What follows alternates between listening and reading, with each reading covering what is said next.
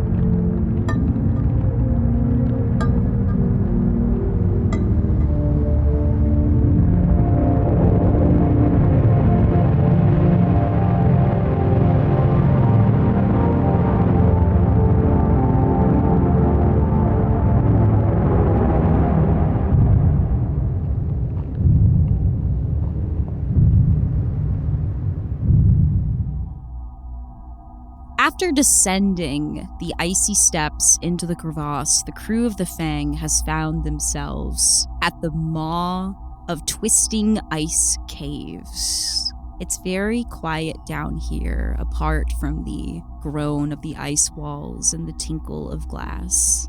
As you reach the bottom of this crevasse, Lars takes a look at the entrance to the cave, looks at the rest of you.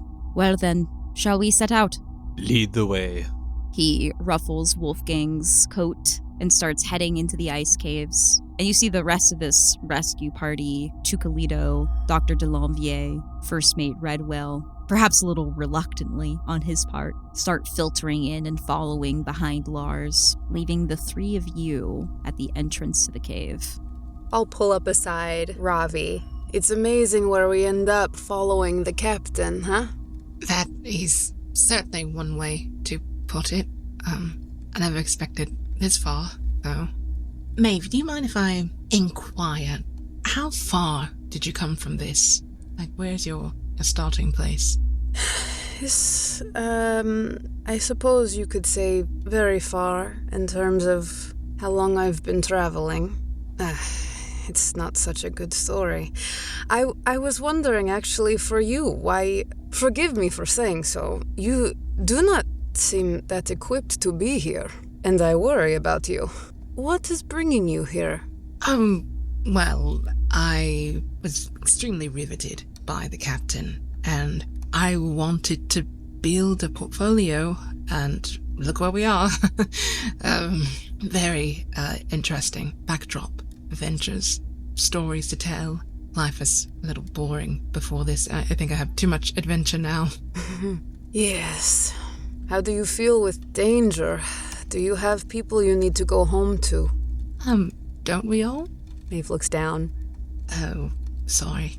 I didn't mean to offend or... No, you did not offend. It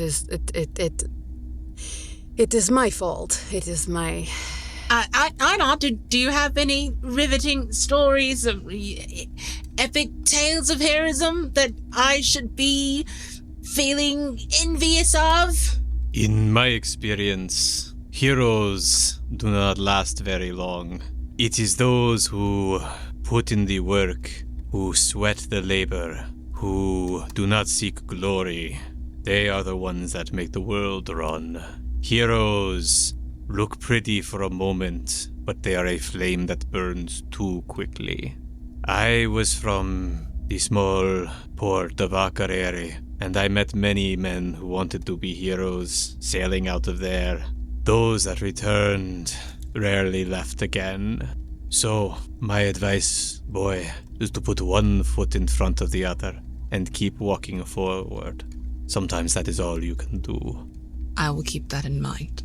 Anar, do you come from many men like you? Or are you sort of alone? You have such a philosophical way of dealing with these things. It is odd to me, to be honest. If I have a philosophy, it is one born out of cold nights under starry skies.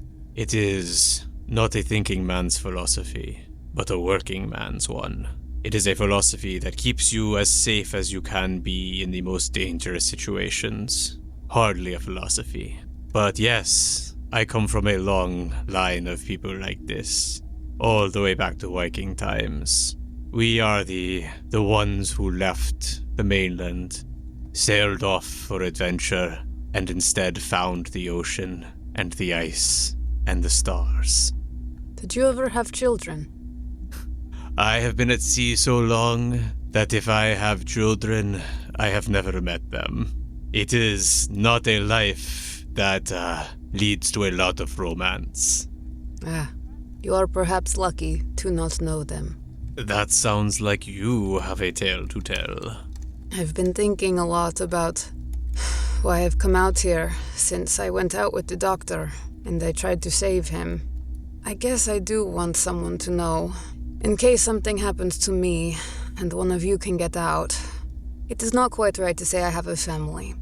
I got pregnant quite young, just with a boyfriend, and we got married because that is what we do. I was selfish. I liked to go out. I liked to enjoy in the more raucous things. I got involved in drinking, pills, whatever. Whatever was there, I did all of it. I was too immature and selfish enough to realize that after you have children, you cannot live only for yourself anymore. A few years into my son's life, he found a box that I had that was full of the things I used to go out with. And I was passed out in the house from whatever stupid night I had before, so I was not watching him. The last thing I remember was my husband coming in and screaming at me. Of course, because how could I? And he lifted our son and took him out to try to get him help. And I knew in that moment that I was the worst thing that could have happened to him. So I left. I fled. And I continued on whatever bullshit I was doing. Until I met Captain Strangford, and he helped me get out of that sort of hole that I was digging for myself. I don't know where they are. I don't know if they are alive. But I would ask, if I may, if when you get out, perhaps you could look for a Lindgren family, and if there are any rewards to be reaped from all of this, to maybe just make sure they're okay. And I maybe cannot ask that, and I apologize. It is right to make our final requests in this moment. For even under the best of circumstances, an expedition such as this one is dangerous, and these are hardly the best of circumstances. How about you, Ravi? If you do not make it, do you have a letter you wish to pass on to your parents, brother, sister? No. I do have a request, though. If you could, either of you, take my work to, it's a place, it's fairly recent, I don't know if you would know it, if you could navigate, the Society Obscura. It's all I ever wanted, was have my works displayed. My request is also a simple one.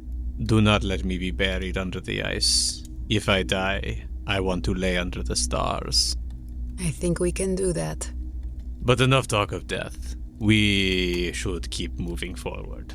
One step after the other. He pats Ravi very firmly on the back. Right, boy? 1 foot in front. Yeah. Oh, I think my spine is gone. You must toughen up. I do. You are a sweet boy. Please do some push-ups or something. Yeah. Listen to Maeve. I think my jog was enough. Lovely scene, everyone. That sounded to me like the gather move. I'll go ahead and read it. Once per game, when you share your personal history or what motivated you to come on this journey with at least one other explorer, you may each clear an appropriate condition. So I'll go around the table. Einar, what condition would you like to clear here? Well, I only have one at the moment, watched by the Isagarik. And I think that, after that conversation, he's feeling a little more confident, a little more grounded. So, goodbye, watched by the Isagarik. Maeve, what about you? I think this is the first time that Maeve has actually spoken about this, ever. So I think the feeling of haunted is maybe a little more lifted off her shoulders, and she's going to clear haunted. And Ravi. I think staying put, staying with the company, a runaway can evaporate.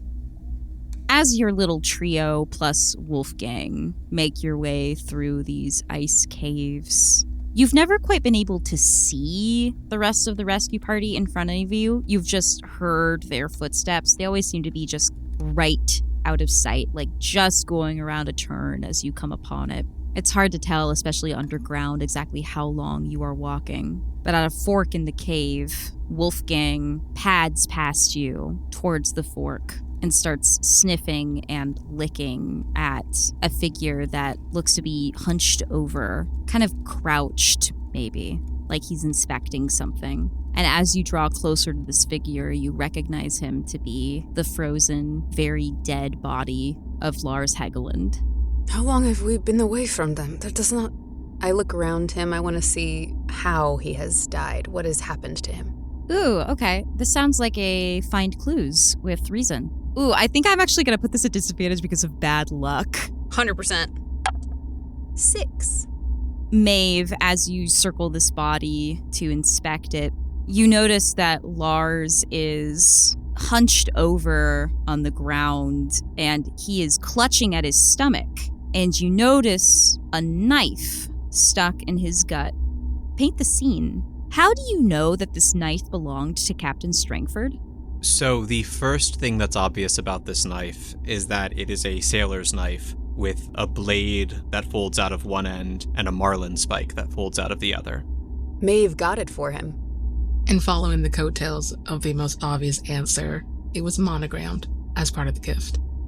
This is not a clue. It is just interesting context, I suppose. Maeve will remove the knife. No fluid gushes out of Lars's wound. His blood is far too frozen for that. He is here, or his body is. We're going the right direction. And you're not worried that we're not next? Oh, we might be next. But to be honest, this is something I have been running towards for a long time. Okay, okay. Do not be afraid, Ravi. People are easy to deal with. And Einar pulls Redwell's pistol out of his jacket and hands it to Ravi. It is simple. Just point and shoot, like a camera.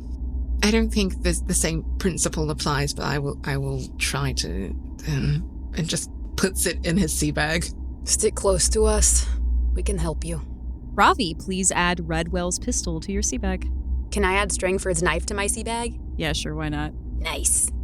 As you leave behind the body of Lars Hegeland, the man who knew the ice the best, possibly your best hope for survival, it's so cold down here. How are we seeing that manifest?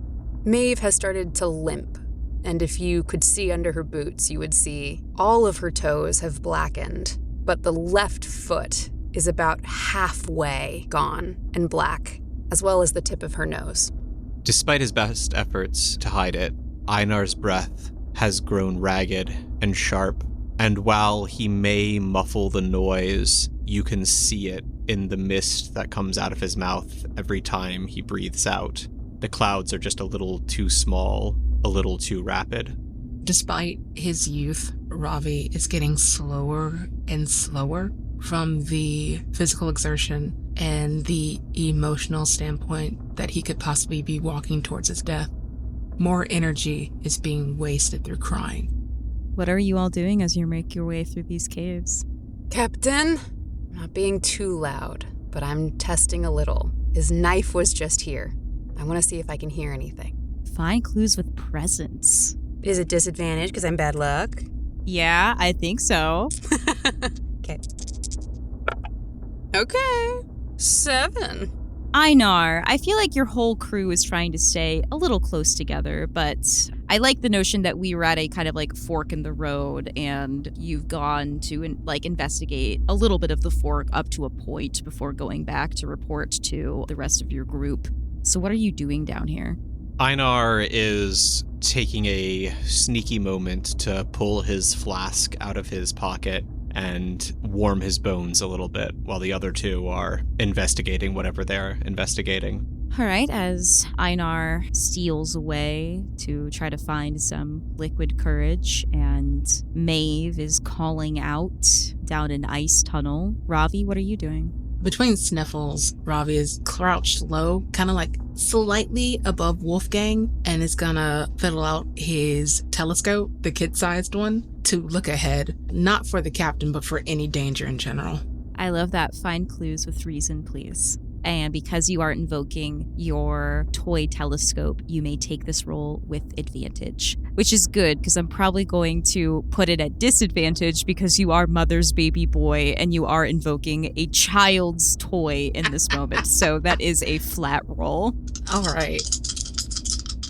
Okay. My reason is 0, but that is a 7. Maeve, you call out down this tunnel and you hear your own voice echo in return. Nothing answers you, but you do come across something very curious buried in the snow, just the top of it sticking out.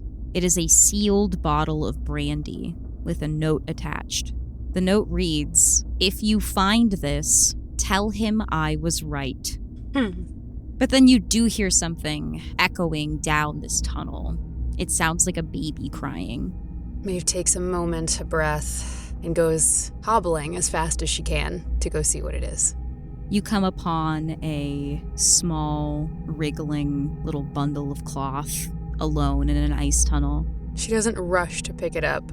She's kind of afraid to touch it, but she will just get closer and see if she can see anything inside.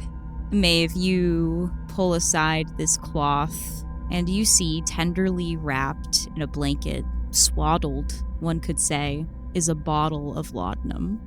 What kind of sick joke is this? How long has it been, Maeve, since you... It has been 8 years. Yeah. I think there's a pull here to lose yourself. She's thought about it many times. Yeah. Every day.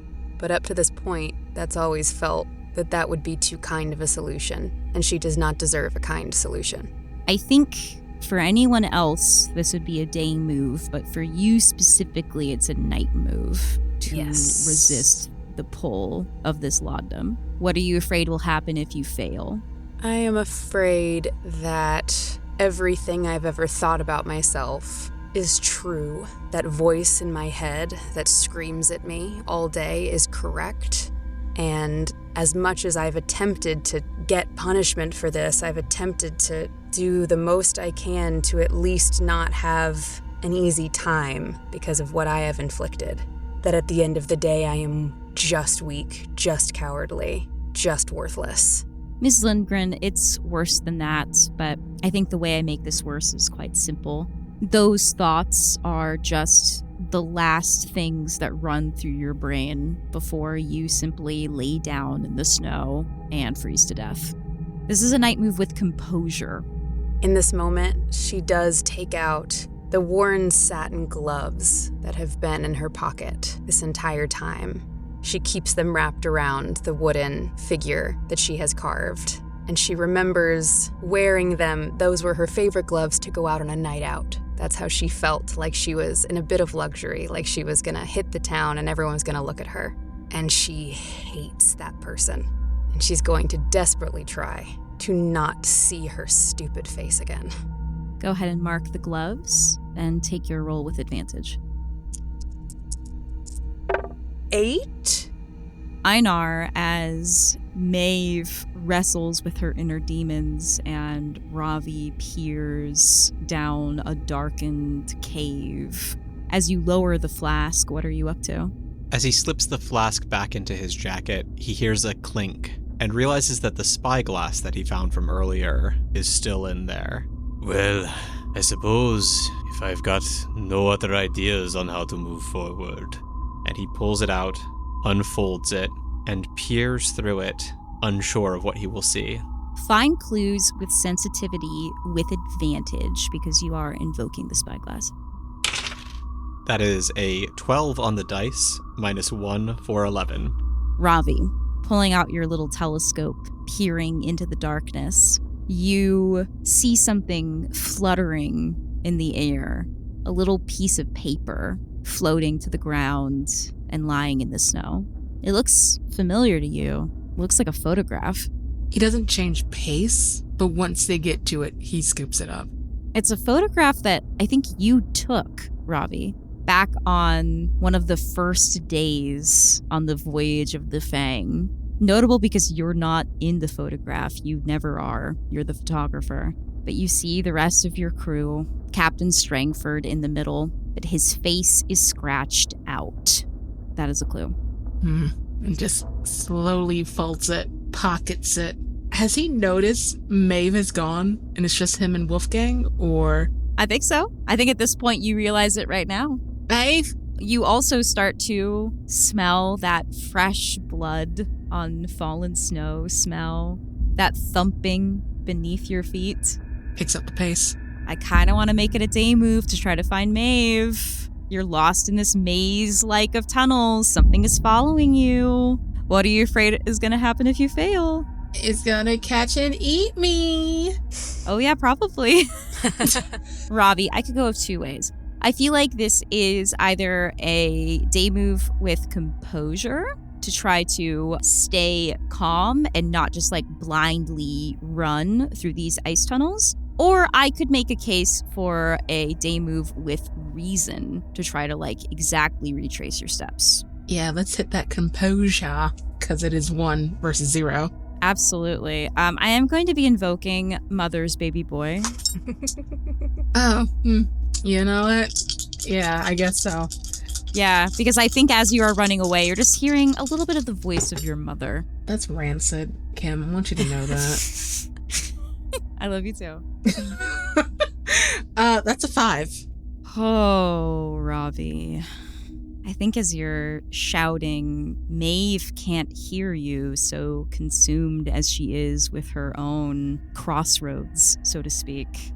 Einar is lost in the shifting patterns of the ice. Wolfgang blitzes by you down a fork in the road, and you are just too slow. You can't catch up with him. Your foot buckles beneath you. Tears come to your eyes, already frozen, cutting down your cheek like little ice daggers as you feel something large grab onto your leg. Such a naughty boy to run from Mummy. And then it yanks you into the darkness, never to be seen again.